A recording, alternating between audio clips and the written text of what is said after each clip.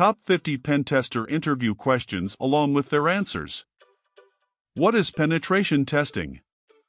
Penetration testing is a method of assessing the security of a system by simulating real-world attacks to identify vulnerabilities and weaknesses. What are the different types of penetration testing? The different types of penetration testing include network penetration testing, web application penetration testing, wireless penetration testing, social engineering, and physical penetration testing. What steps do you follow during a penetration testing engagement? The steps typically followed during a penetration testing engagement are reconnaissance, scanning, gaining access, maintaining access, and covering tracks. What is the difference between vulnerability scanning and penetration testing? Vulnerability scanning involves identifying known vulnerabilities in a system, while penetration testing goes beyond scanning and involves actively exploiting vulnerabilities to assess the system's security. What tools do you use for penetration testing? Common penetration testing tools include Nmap, Metasploit, Burp Suite, Wireshark, Nessus, and Kali Linux. Can you explain the concept of white box and black box testing? White box testing involves having complete knowledge of the system being tested, including its architecture and source code. Black box testing, on the other hand, simulates an attacker's perspective without any prior knowledge of the system. How do you identify and prioritize vulnerabilities? Vulnerabilities can be identified through manual analysis, automated scanning tools, and by reviewing security advisories. Prioritization is typically based on the severity of the vulnerability and its potential impact on the system. What is the difference between a vulnerability and an exploit?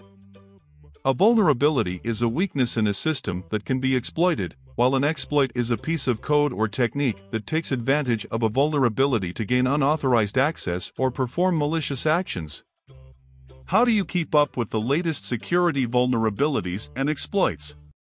I keep up with the latest security vulnerabilities and exploits by regularly monitoring security mailing lists, following security blogs and news sources, and participating in relevant online communities. Can you explain what a zero-day vulnerability is? A zero-day vulnerability is a security flaw or weakness in a system that is not known to the vendor or the public. It is called zero-day because the developers have had 0 days to fix or mitigate the vulnerability.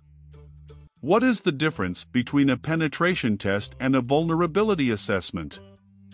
A penetration test involves actively exploiting vulnerabilities to assess the system's security, while a vulnerability assessment focuses on identifying and categorizing vulnerabilities without exploiting them. How do you handle sensitive data during a penetration test? Sensitive data should be handled with utmost care during a penetration test. It should be encrypted, securely stored, and only accessed by authorized personnel with a legitimate need to know. Can you explain what a man-in-the-middle (MITM) attack is? A man-in-the-middle attack occurs when an attacker intercepts and possibly alters the communication between two parties without their knowledge. The attacker can eavesdrop on the communication or even impersonate one of the parties.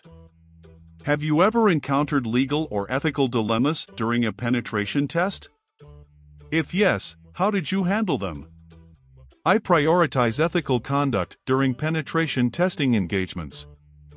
If I encounter any legal or ethical dilemmas, I immediately report them to the relevant stakeholders and seek guidance on how to proceed.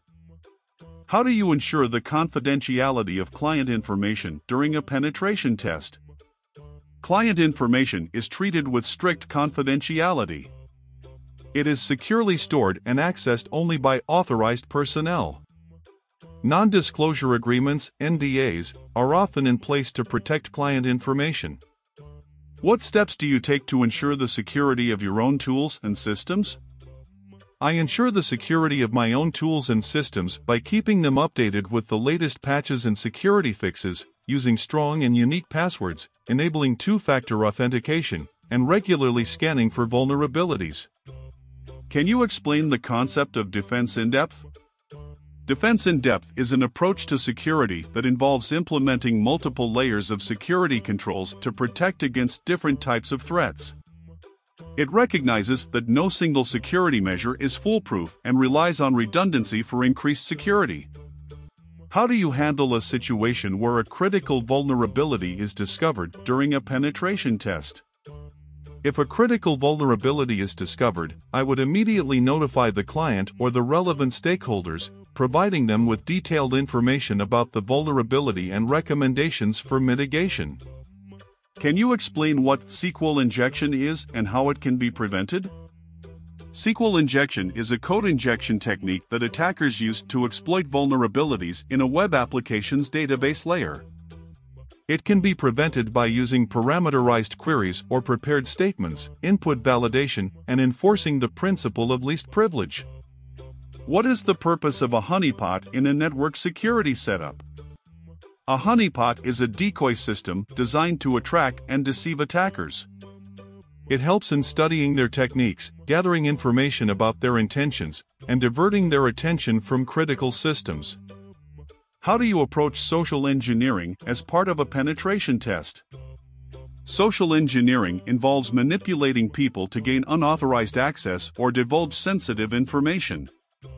I approach social engineering tests by conducting phishing campaigns, physical tailgating, and other techniques to evaluate an organization's human vulnerabilities. Can you explain the concept of privilege escalation in a penetration test? Privilege escalation is the process of gaining higher levels of access or privileges on a system than originally intended. It involves exploiting vulnerabilities to elevate privileges and gain greater control over the target system. How do you document and report your findings after a penetration test? I document and report my findings in a detailed and concise manner, including the vulnerabilities discovered, their severity, and recommendations for remediation. I provide evidence such as screenshots and log entries to support my findings. How do you stay up to date with the latest hacking techniques and trends? I stay up to date with the latest hacking techniques and trends by participating in relevant training programs, attending conferences and workshops, and continuously learning from reputable sources in the security community. Can you explain what cross-site scripting, XSS, is and how it can be prevented? Cross-site scripting is a type of web vulnerability that allows attackers to inject malicious scripts into web pages viewed by other users. It can be prevented by input validation, output encoding, and proper use of security headers.